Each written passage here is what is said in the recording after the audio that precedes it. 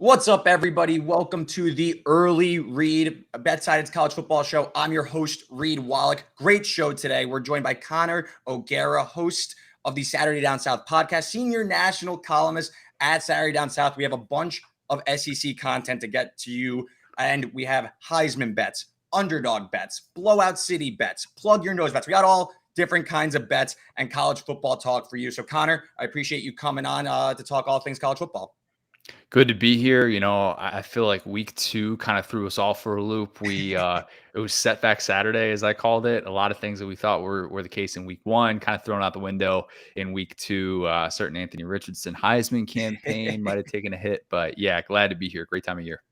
Yeah, and people were giving some shade at week 2 slate, and I was looking at I don't know, there's some sneaky good games on the card, and it ended up being utter chaos. I'm just getting over a sore throat from Saturday. I was looking at my screen for 14 hours, just yelling. I was sweating out BYU at 2 a.m. alone in my living room. So it ended up being chaos. This week's card, maybe a little less, I'll say a little less going on this week, but we will find betting value for you. A little bit of housekeeping before we get to our SEC conversation.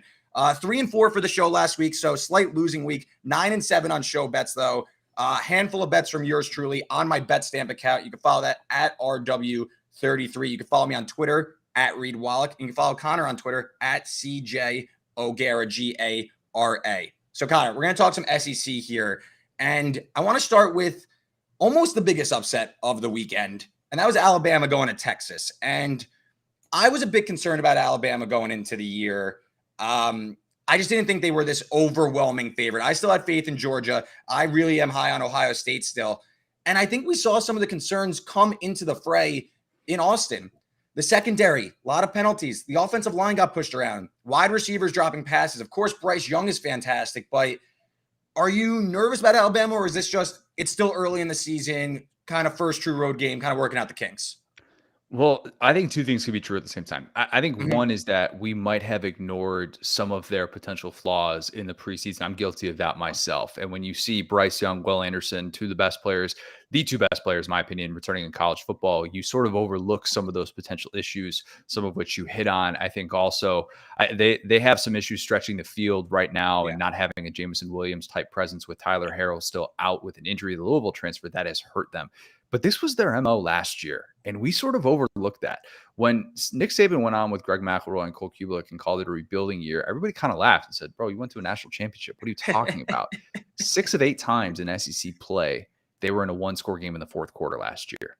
What did they do on Saturday? They were in a one-score game. It felt just like last year's Iron Bowl. I mean, even down to the fact that they had a backup quarterback in there basically playing on one leg who couldn't get the job done, and Bryce Young comes in and he saves the day. So the good news for Alabama is that it has the best player on the planet to be in that spot. He's got ice water in his veins. You can't say enough good things about Bryce Young. The bad thing is that if you're one of these people betting on Bama to cover these massive spreads week in, week out, I mean, recent history has suggested that's probably not the best move, and Alabama finds itself in a lot more close games than we're probably used to seeing throughout the Saban era. Yeah, I think Sarkisian settling, 4 field goals inside the red zone on Saturday, including one missed chip shot before the half. I mean, that's got to hurt because, forget that Quinn Ewers got hurt, but Texas had a chance to really make a statement there and say, hey, we just beat the number 1 team in the country, and, Bryce Young did Bryce Young things and, rolled down the field. And the Tide, I'd say, escape from, I wouldn't say disaster because the season's not over or anything, but that would have been a really rough start to the season. Of course, first true test come up that flat. Where do you see them with Georgia and Ohio State? Because I said Alabama shouldn't be this plus 180 and then Georgia and Ohio State closer to plus 350. I think the 3 are closer together, and I think there's a case to be made. Georgia might end up surpassing Alabama like they did last year. Yeah, this Georgia offense looks legit. Yeah, it does. And I was there in Atlanta week 1, and I was blown away by not just how comfortable Stetson Bennett looked in the Georgia offense, but the spacing that Todd Monken was able to dial up against an Oregon defense that was plenty experienced. And you had a nice ace in the hole with Dan Lanning being there, and all Georgia did was combat everything that Oregon threw at them. So I look at these 3 teams, Ohio State, Georgia, Alabama, and I still say those are the only 3 teams that can win a national championship. Don't give me this crap about USC with a coach that's never won a playoff game, with a defense that can't stop a lick. Don't give me this garbage about a team from the Big 12 at this point. Sorry, like I liked Baylor coming into the year. Utah was my preseason playoff pick coming out of the Pac-12, but I don't think one of those teams can realistically win a national championship. I don't think Michigan can either. So I look at this top tier: Alabama, Georgia, and Ohio State. And I don't know so much that Alabama is all of a sudden going to fade off and lose 2 regular season games. But here's the thing to remember. Not enough people are talking about this. Preseason number 1 in the AP poll has won a national title once in the last 17 years. That's it. It's 2017. 2017 Alabama. That's it. In the internet age, it is really hard to hear about how good you are for 8 months and then have a 4-month season in which you maintain that level. And Alabama, this year's team, is going to have to go up against that. And it's looking early on like, man, that is no gimme that they're going to be able to win it all this year. Yeah, completely agree. Well said. Let's talk some Heisman candidates, though, because I placed a bet last night on the Heisman, and we mentioned Bryce Young. We mentioned Stetson Bennett. Caleb Williams has, I think, made the early kind of jump in the odds. He's now sitting around plus 350. CJ Stroud, the preseason favorite, he's obviously still in the mix, but some questions there. I'll ask you, Connor, who are you most impressed with? And if you had to make a Heisman pick right now, and listen, your preseason stance could be the same still. I personally don't think Bryce Young will win the Heisman because of voter fatigue, but are you going with Bryce Young? You know, Alabama, was this the early Heisman moment for him? I don't think he's likely to win it because it's a narrative-driven award, and the evidence backs that up. I'm trying to get this trademarked, but friends don't let friends bet on preseason Heisman favorites. There's a social graphic of me saying exactly that the other week. That I was getting flagged for. I'm like, you just don't do it. CJ Stroud's already double the odds. Yes, it is. It's bad money. It just is. You're lighting money on fire. Only one preseason top 2 favorite in the Heisman race has won this award in the last 13, I believe it's at right now, and Marcus Mariota 2014. So I look at that and I say, no, I wouldn't want to bet on Bryce Young. I wouldn't want to bet on CJ Stroud. My preseason pick was Quinn Ewers. And for the first quarter of that football game, man, it was looking good. And he could have had a Lamar Jackson type season where even if Texas had been like 8-4, he makes all these viral plays and they still put up a ton of points. It could have been really fun. So that bet's kind of out the window. I wasn't crazy about the Anthony Richardson odds. The Stetson Bennett play is fascinating because you look at their schedule and if they are undefeated, and if he's 35, 40 touchdown season, which could very much be in play, he has the narrative to do it. So he would be my favorite play right now, even though hopefully you got in on those odds. I have a buddy who's a diehard Georgia fan. I think he put 1,000 on Stetson to win it in the preseason. And he's feeling still good. 19-1. Most, I'd say consensus pressure on that 18 to 20-1 range. So still a ways to go, but I agree that Stetson Bennett has some value. I went a little bit further. I just think if there is a buy time right now, it's on Dylan Gabriel of Oklahoma to win the Heisman.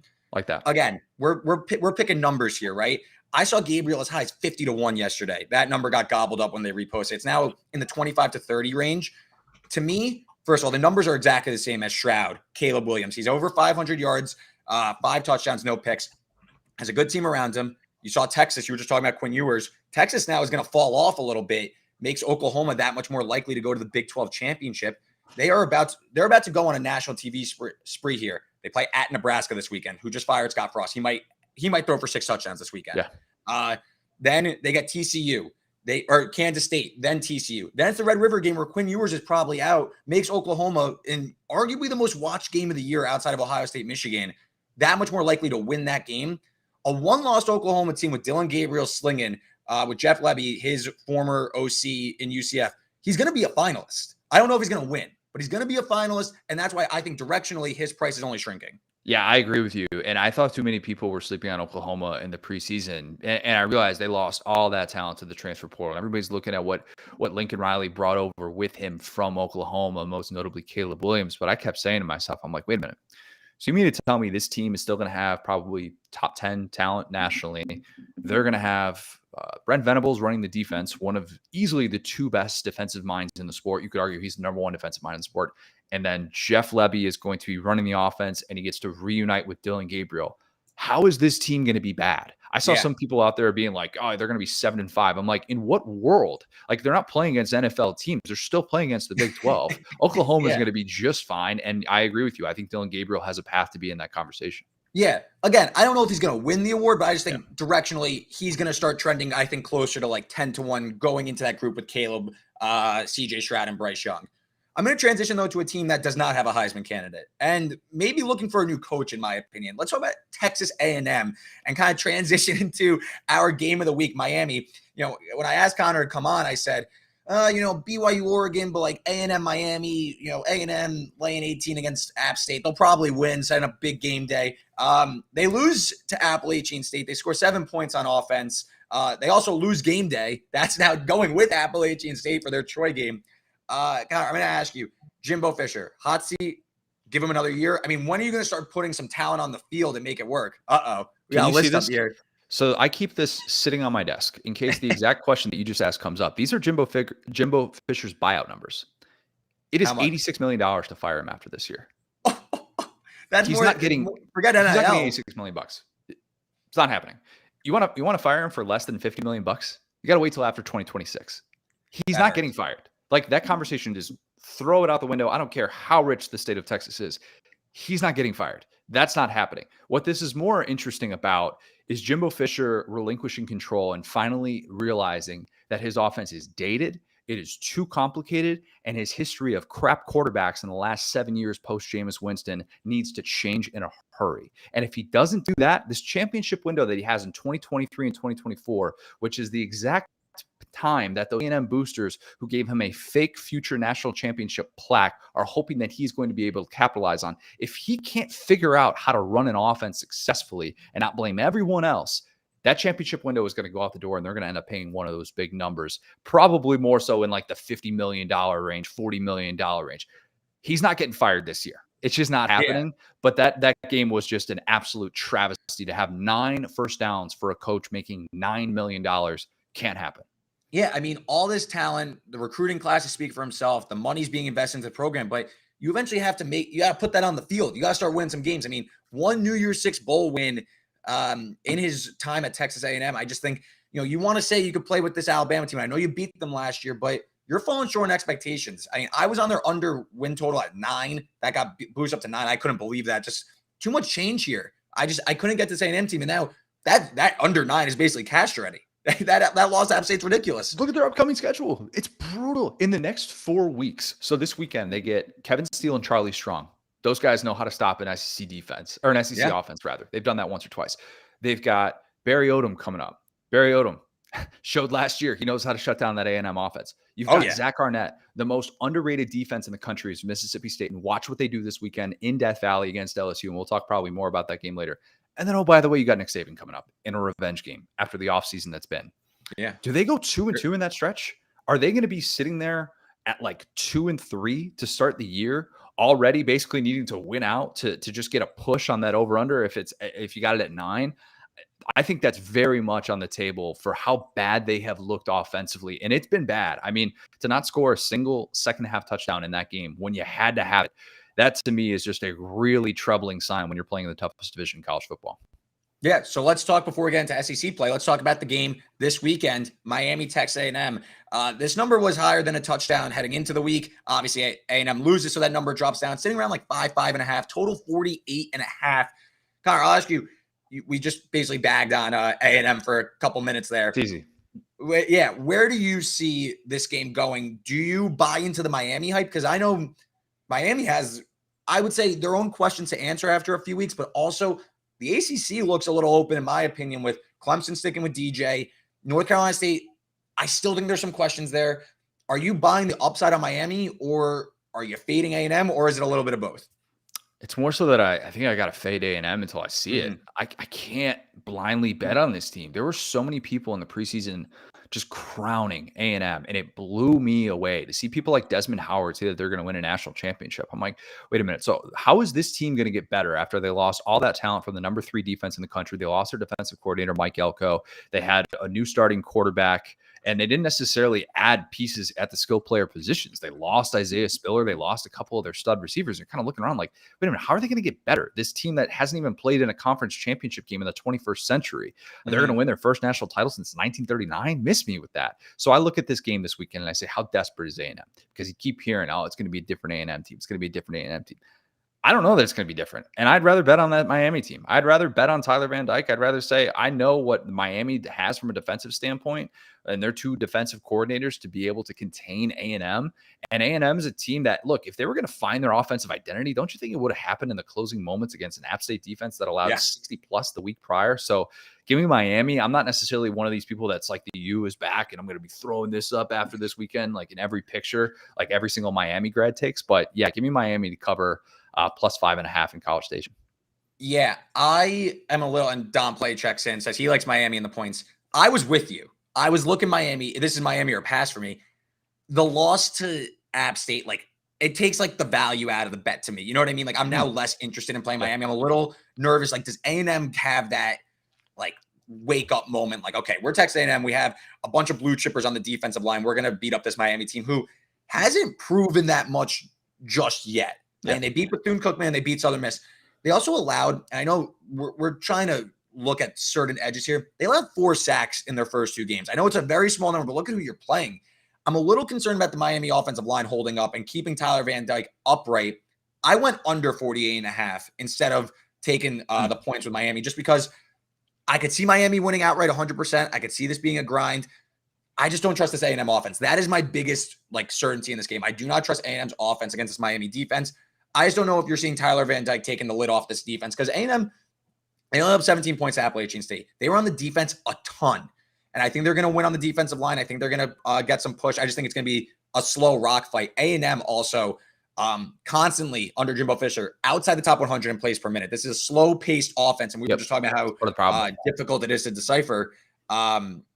Give me the under at 48.5. I just think it's low, but it's low for a reason. This A&M offense is bad, but I do trust their defense still. I still do. So I'm going to be on the under 48.5. And there's our Texas A&M, punching bag there. So I'm on the 48.5. Connor, he's taking the points with Miami. I think we're both in the same boat, kind of. Or Connor, you think this can maybe be a wake-up offensive game for Texas A&M as we transition here?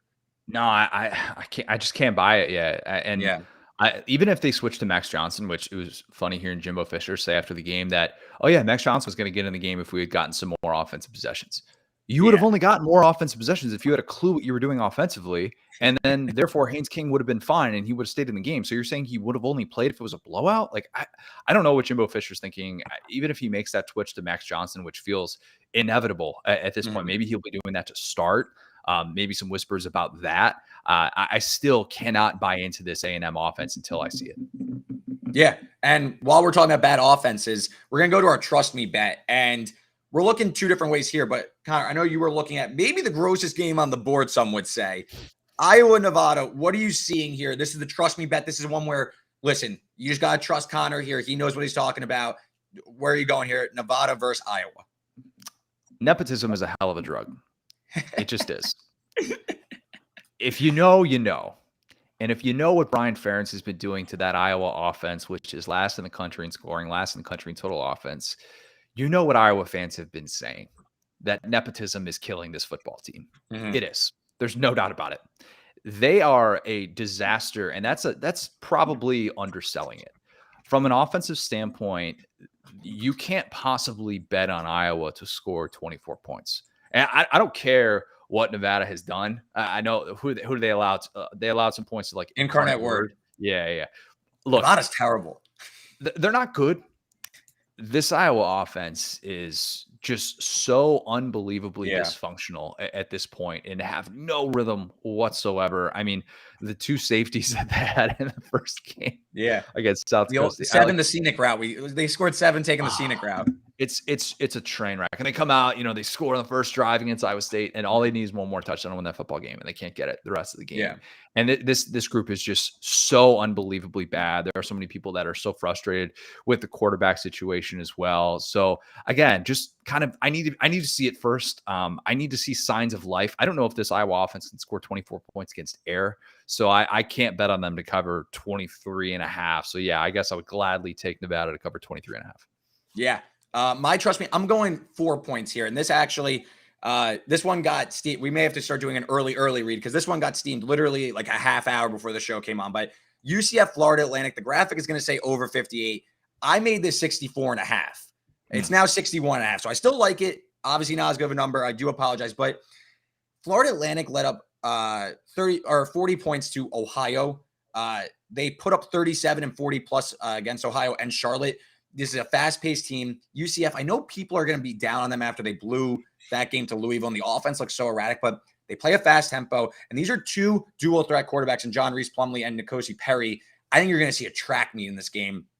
Florida Atlantic, in their game against Charlotte, they put up 40 plus. Reynolds, the quarterback for Charlotte, he went out and Charlotte kind of just fell apart on themselves. So the game stayed under, but that was a dead over game. Had Charlotte still had their quarterback playing there. UCF defense was gashed by Malik Cunningham last week. I think N'Kosi Perry could do the same thing. I just think that this is a dead over game. So the market's following me. I still like it up to around 63.5. So give me that UCF Florida Atlantic over 58. You just got, or over 61.5. You just got to trust me on this one. That's Saturday night. So a little track meet for your Saturday evening. And yeah, I see some comments coming in. We're going to get to all those at the end of the show. We'll answer a few questions below, but we're just going to power through a few of these best bets. The plug your nose bet over 58 or over 61.5 in UCF Florida Atlantic, and Nevada plus 23.5 against Iowa. And that is truly plug your nose bet, but hopefully don't even watch that game. Hopefully it just cashes. We're going to go to another one though. Blowout City. This is just who's going to lay down the smack this weekend. And you're going to SEC country here. Florida?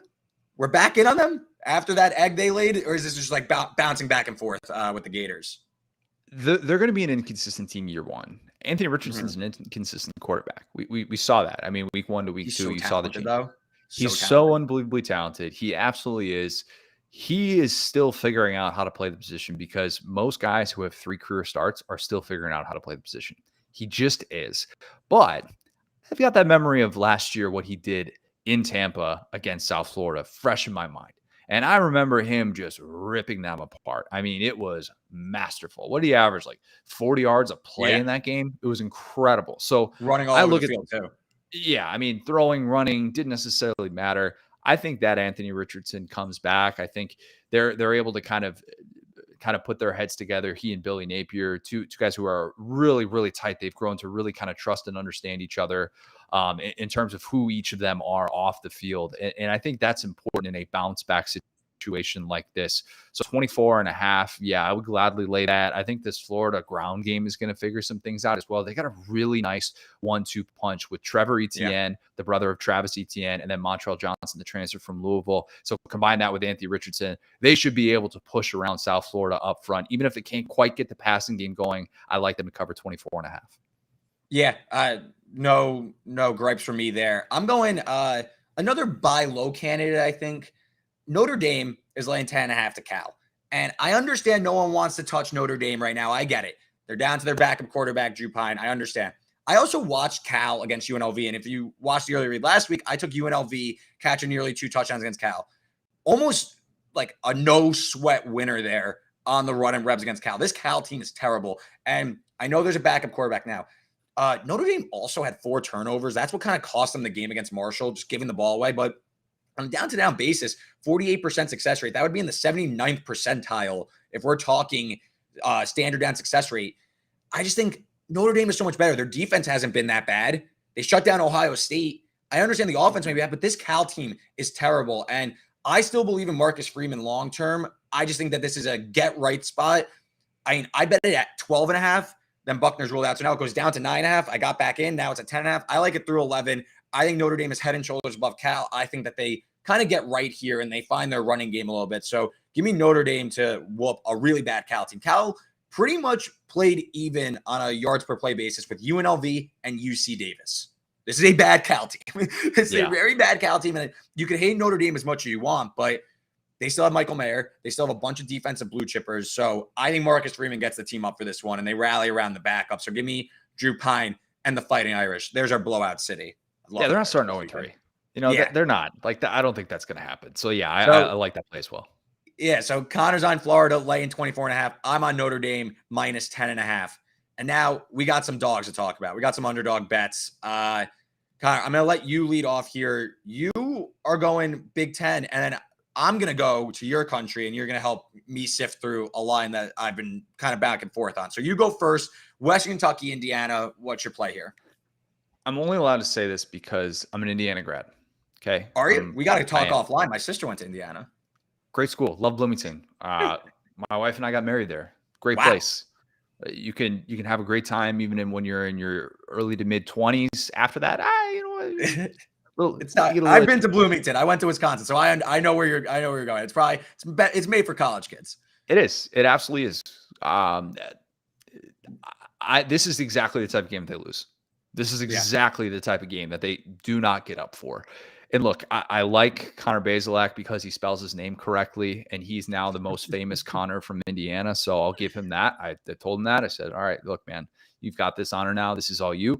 But I do think that this is a tough spot for an Indiana team that has really struggled offensively. I mean, I know they got going against Idaho, a really bad Idaho team, but I watched that Illinois game and I thought they deserved to lose that game. It was Yeah. really, really 100%. bad. And so I will gladly give Tyson Helton that 6.5, and I'll take that 6.5 with Tyson Helton, a team that throws the ball just a ton. They threw the ball a ton last year, of course, and with Zappy, and now I think they're still going to be able to put up some points in this one. So yeah, give me Western Kentucky to go into Bloomington and probably win that game outright, based on what I've come to know and understand about Indiana football over the years. Yeah, IU shut out by Idaho last week at home. I guess they were looking ahead to this one, but yeah, I'm with you. I might honestly sprinkle on the money line. Say forget the points. I might just sprinkle on the money line. Western Kentucky's new quarterback Reed spells his last name the correct way, Reed. So yeah, I'm totally with you here. Western Kentucky, I think, is live for an upset against the Hoosiers. I'm in your neck of the woods though. Auburn is catching 3 against Penn State, and I know that people might be out on Brian Harsin and the Tigers, but I've been circling this one the entire year because I had Penn State last year, and I watched that whiteout game. That was a dead even game. Auburn had 2 chances at the end of the game to tie that game and potentially win that game on the road in the most hostile environment you could get. I know that they didn't necessarily impress against San Jose State. I also watched that entire second half. Auburn was in complete control of that. That game was never in doubt. I know the scoreline might not show that, but down to down, they were dominating as expected. I just don't really trust James Franklin, Sean Clifford on the road, laying a similar number that they did to a Purdue team that is much worse, in my opinion, as Auburn. Auburn has veterans on the offensive line. They have Tank Bigsby, one of the best running backs in the SEC. I just think +3, especially if it's a low-scoring game, give me War Eagle. I think that they're live for an upset. I think that they do get some revenge here, and they get up for this game. And I think that this is something big for Brian Harsin. He can hammer it home. I saw the quotes this week how, it seems like Auburn's locked in on this game. It seems like they're not as big of a disaster as they were in the offseason. So, Connor, any insight here on Auburn, or am I kind of looking at this the wrong way? You would know better than me. That's why I put this on the show. I wouldn't want to be betting on TJ Finley against that Penn State defense. That's what would terrify me. I would worry about him maybe picking on Joey Porter Jr. a little bit too much in that game and having to turn to him in some obvious passing situations. That would terrify me. I don't know what this offensive identity is because they've got veterans on the offensive line, but it's a little bit like South Carolina. You've got all these veterans, but they're not very good. I mean, they're just not. And I like their rushing attack of Bigsby and Jarquez Hunter, who's a stud. And if they get Robbie Ashford involved, the Oregon transfer who spent 2 years playing baseball, kind of juggling both sports, if they continue to get him involved more as they have in these first 2 weeks, then that's intriguing. But I don't trust this passing game at all. And the receivers have not helped them in any way. And I would, as much as it's frustrating, there are people listening to this probably saying, why would you bet on Sean Clifford, though? Sean Clifford's better than TJ Finley. I agree with that. I will give you that. Yeah, so I would still take Penn State to win this game. I think win this game, but catching that 3 though, to me on the road, this is still a Big Ten versus SEC team. I'm gonna trust Auburn to get up for this game and get some revenge because I watched that game last year and I know a lot has changed since then. But Auburn was in that game. Auburn arguably could have won that game. So I'm gonna take the points with Auburn. This is a spot I had circled. I got the 3. I think it was gonna be I thought it'd come out a little bit less than that. I got the 3, so I'm on the 3 with Auburn. So those are 2 underdog picks. Connor, he's on Western Kentucky. The Hilltoppers going to his alumnus, Indiana, catching 6.5. I'm taking Auburn as a home dog against Penn State, catching 3 there. So now we're going to go to our primetime bet. You're sitting down. Again, we're on different pages here completely, but you're in your SEC country here. Tell me about why Tennessee is going to absolutely whoop Akron. I wouldn't be surprised, but let me hear why. What's the handicap here? What do we got a live number at here? I think 47.5, 48. We'll call it 47.5. Okay, so just how I told you, I can only say that I would bet against Indiana because I went there. I can only bet against Joe Moorhead because that's my guy. Joe Moorhead is my guy through and through. There are two people that I will bang the drum for in this industry. People always ask me like, "Oh, who's your team?" And I'm like, I don't have a team because I went to a basketball school. Shout out Kentucky, and I didn't go to Kentucky, obviously, but you get what I'm saying. And Real at the ones same though. time, yeah. So, but I always say like I bang the drum for Joe Moorhead and Gene Chizik. UNC defense has been a little bit rough so far, a little rough. They're in rebuilding stage, but Moorhead's going to have it figured out in year 3. It's year 1. It's early. That Yeah. Tennessee offense, man, they light it up. Everybody's talking about Ohio State or Alabama for the number 1 offense in college football. I think Tennessee's got a really good chance to be the Oh number yeah. 1 offense. And because of what they also have defensively, they're going to have to keep scoring. That was actually the fewest points they've scored in a win in the Josh Heupel era this past weekend against Pitt when they won that game in overtime, scored 34 points. Hendon Hooker has 3 stud receivers, 3 legitimate like wide receiver 1 type guys now with Brew McCoy, Jalen Hyatt emerging. Everybody already knows about Cedric Tillman, or at least they should. That team can light it up. So yeah, I know that's a huge number. And it's against my guy, Joe Moorhead, but I think they can still win that game by 50 points. Yeah, no, great here. This was one, my primetime bet, my late night bet. I had Fresno last week and they lost, just an absolute heartbreaker, much to the dismay of my wallet. But I've had this spot circled since before the season. I wrote it in my season preview about USC. I said it on our season preview show. I said it last week's show. Fresno State, they opened 15.5. I bet that. I'm betting 12 also. I'm also going to sprinkle on the money line. I get everyone's talking about USC and how talented this offense is. You want to know what's not talented? Their defense. They lucked out from, 5 Stanford turnovers, I believe. 5 Stanford turnovers. They scored 41 points. They still only won by 11. So you're telling me that this Fresno State, who I rate their offense very highly, they're the favorites to win the Mountain West Conference, have a veteran in Jake Haener, and a bunch of studs on offense. I think they're going to go shot for shot with USC and have a chance to win this game late. Plus 12, give me a break. I think that they are live. USC's defense really hasn't impressed me. And, say what you want about Fresno State in the final score. I watched the entire game. Fresno State outgained Oregon State by over 100 yards. They got stopped inside the 20, I believe, 4 different times. They missed an extra point in the final minute after taking the lead. They missed another chip shot field goal. That was kind of a House of Horrors game. Fresno went to UCLA last year and beat UCLA on the road as a big underdog. I think something similar is happening here. Too much hype going to USC's way. I don't think that this is a playoff team. I think it's a really fun offense, but that defense still has issues. So give me Fresno State. I think they get another Pac-12 scalp early in the year. For those who are betting on a Caleb Williams future for the Heisman as well, a stat that might terrify you that I brought up the entire offseason to say pump the brakes. In his 3 starts against top 70 defenses, that's it, just top 70, not top 20, not top 30, top 70 defenses, he averaged 6.4 yards per attempt. Keep that in mind. Fresno State's live in this game. Fresno State is very live in this game. So there's our under the lights bets. I'm going to share right here. So I'm on Fresno plus 12. I also think they win outright, so I'd sprinkle on the money line. Connor's on Tennessee minus 47.5. Absolute blowout. 2 more bets for me, Connor, and then you could share any other leans you had that didn't fit into the segments. So I'm going to start. I know you're an SEC guy and like college football, like that's like your bread and butter and stuff. I'm from the Northeast. I don't have college football in my neck of the woods. There's no New Jersey, New York, really, Rutgers, if you want to count them. There might be a football team brewing in New York and in Western New York specifically. The Syracuse Orange have been pretty good this year. Blew out Louisville and then did not let up against UConn.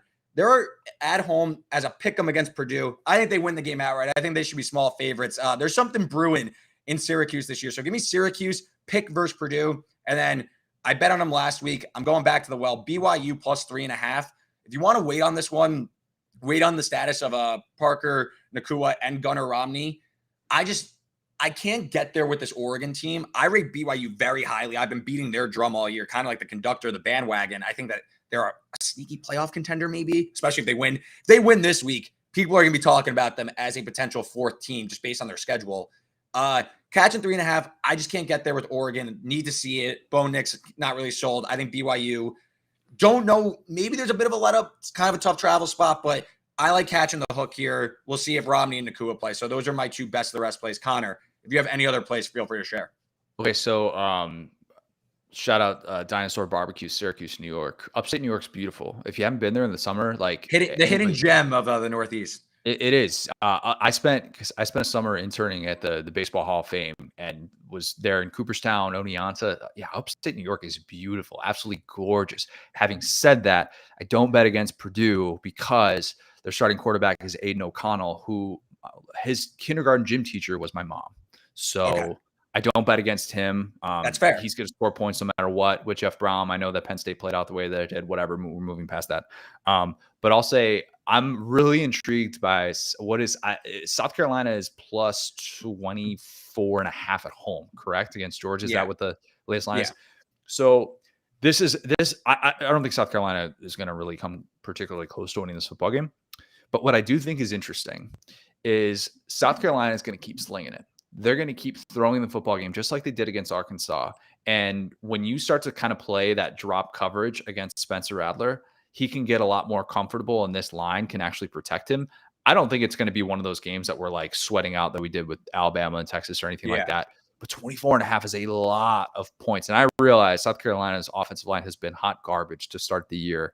And if they don't figure some things out from a protection standpoint with Marcus Satterfield in that offense, they're going to be in some big problems against a Georgia defense that, despite all of its new pieces, looks really good. But 24 and a half just feels like so much for a team that actually came into the year with some sort of expectation. So that's kind of the play that I like. And I agree with you. Just bet against Bo Nix. Just Yeah. save your wallet, bet against Bo Nix. You don't want to bet with Bo Nix. It's not a fun experience. No, I think you make a great point there because I had the South Carolina Arkansas under last week. I was dead wrong. One of my worst bets of the weekend. Because I didn't believe in that South Carolina offensive line to hold up against Arkansas. And I thought Arkansas was just going to run the ball. South Carolina was going to limit that explosive play. And you're looking something closer to like 27-17 type. Obviously the final score, I believe, was 44-34. So I was dead wrong there. I'm not touching this game. I think Georgia does flirt with a cover, probably does cover. But South Carolina might be an over team because they're just going to chuck it with Spencer Rattler. He also might throw picks. So, getting it going the other way. So I agree with you. South Carolina might be an over team moving forward. We'll see how it goes against Georgia. Obviously, best defensive line in the SEC might be a problem there. But I think that was great insight there from an SEC insider. All right, there. So we're going to bring up some questions now from the chat. Dom Play, he was getting involved in the chat. We're going to start with Kansas catching 11 against Houston. And I think this is an interesting game setting up here because I was bullish on Houston going into the year. And first half of their first two games, they looked terrible. Even the second half last week against Texas Tech, just boneheaded mistakes left and right. I couldn't believe what I was watching. I got the cover home with 3.5, but do they get right here? I think so, because Clay Tune really didn't play well at Texas Tech. They're coming home. It's a home opener. Kansas won a crazy game, and JT Daniels was able to sling the rock against Kansas. Kind of, I don't want to say a fluky win for Kansas because, you got to take those wins as you could get them if you're the Jayhawks. So you got to give them some credit where it's due. But West Virginia's offense was able to move, and I think Houston will do the same. So I lean towards the Houston side, but I have not bet it yet. But it would be Houston or pass for me. Yeah, I learned the hard way. You don't bet against Kansas because that was my lock of the week last week. West Virginia or Kansas? West Virginia to cover minus 13 and a half because I was like, oh, JT Daniels. Oh, come on. I saw him in week one. I've been pro JT Daniels since he came to Georgia and then seeing the way that it played out in week one against Pitt, a game that they should have won. I've never seen a pick six be a quarterback's fault less than that play was. Yeah. And then I thought they would have a bounce back game against Kansas, and instead they lay the egg and aren't able to win that. So I guess I can't underestimate Kansas anymore. So that would be I would take, I guess I would gladly take the 11.5 with the Jayhawks. Okay. Yeah, Don Play asked a few, so we're gonna answer two more. I have some question about this game just because I'm interested, so I'm happy to hear your thoughts. Michigan State versus Washington. Line's been on the move. Washington taking some money. They opened like 2. I saw 4 yesterday, which is a little too rich for my blood. I lean towards the Huskies in this one, though. They look a little, your Indiana transfer and our guy over at BetSided, Ben Heisler transfer. Michael Penix looks healthy, back with his OC, Kalen DeBoer. I lean towards the Washington side. I'm going to hope I get a -3. Maybe it drops down to -2.5. But I don't know. Are you seeing something here that I'm not? I think Washington might be a little underrated, and Sparty was kind of a sell team for me heading into the year. Yeah, this is one of those lines that I think has surprised some people. I think everybody kind of expected Michigan State would be a big favorite, and then to see like what is it Washington -3? They're Yeah. minus 3.5. Yeah. I'll get you, as you're talking, I'll get you an updated number. Yeah. So I think a lot of people were like, wait a minute, Michigan State's like, they're legit. They're fine. Well, Jaden Reed, the injury there, maybe that's kind of playing into it as well. And there are some skeptics with this Michigan State offense and what it could look like without him. But yeah, Kalen DeBoer's, I mean, fantastic offensive mind. Michael Penix could do anything without him. And then it Yeah, looks like this seriously. year so far, he's been able to figure some things out. So yeah, maybe people are sleeping on Utah. That's one of those lines that when it's really weird and I have an initial like, oh yeah, definitely you can't. No, go the other way. Go against your instincts. I just trust that Vegas knows something that you don't. I would probably bet Washington on this one, but I would stay away because that did kind of make me scratch my head when I saw that. Yeah, it's like 3, like minus 115. So like a 3.5, I think, which is interesting. If it hits like 3, I'm probably looking at Washington, maybe like money line parlay with something else I like. But to me, it's a Washington side because I wasn't high on Sparty coming into the year, just kind of after Yeah. last year's run. Wasn't super high on them. And Washington's looked really good to start the year. Really, I was curious about how the offense would look, and it's looked really good. So I think at home, this could be one where you start thinking Washington maybe live for the Pac-12 if they put out a good showing here against Michigan State and gets a win and probably a cover. Last question we're going to get to, UTSA, Texas. UTSA's catching 12. And Connor, maybe because you cover college football. Was UTSA and Houston both going to overtime this past weekend? The first time that two teams have ever played 2 straight overtime games, including against each other. It has to be. There's no way it's not. Yeah, there's none that comes to mind. I could be wrong on that. Don't take that to the bank. Yeah. But that is really, how crazy really is that? weird. Yeah, But just bizarre. For this game, though, I kind of really like Texas. It's on like my list of leans that I like. I'm going to see where the line goes. I'm going to wait for a little bit more. I want to see how Hudson Card's ankle, I think it was. He was limping through the game, which was even weirder considering they were still in the game. But I want to make sure he's good to go. But UTSA, kind of some crazy travel back and forth. They play a crazy game against Houston in overtime. They go all the way to West Point to play Army in another overtime game, triple option. Now they're coming back, go to Texas, a team that I think Texas, I know the injury and stuff, but that is a very good account of themselves. That was a game they were live in. I think Sark is going to keep them up with this one because it is a big game. UTSA, a darling last year. I kind of lean towards laying the points with the Longhorns, though. Yeah, I mean, I would probably stay away from this one, but that Texas defense looked way better. I mean, with all the moving pieces on offense right now, with the quarterback situation, the defense that was the thing that really, that should have been your takeaway, your most encouraging takeaway if you were a Texas fan. Well, besides the fact that for a quarter of football, Quinn Ewers looked every bit like the number 1 recruit he was hyped up to be. But I think if you're betting on Texas, you're assuming Gary Patterson has those guys playing at a super high level right now. And that's what you're probably going to put more faith in. Not necessarily that Texas is going to put up 35 points in this game because of the quarterback situation. You just don't know that you can rely on that. But could they essentially have, even if it's just a 21-7 victory, I mean, that's covering plus 12 there. So I think there's a path for that to happen. These Texas skill players are really good too. I mean, they get open in space and they can do some dynamic things as long as they get protection. So I think that even if Texas doesn't necessarily have a great offensive game, they should still be able to cover minus 12 in that one. Yeah. And I mean, Hudson Card isn't some, jabroni off the street. This is he's healthy.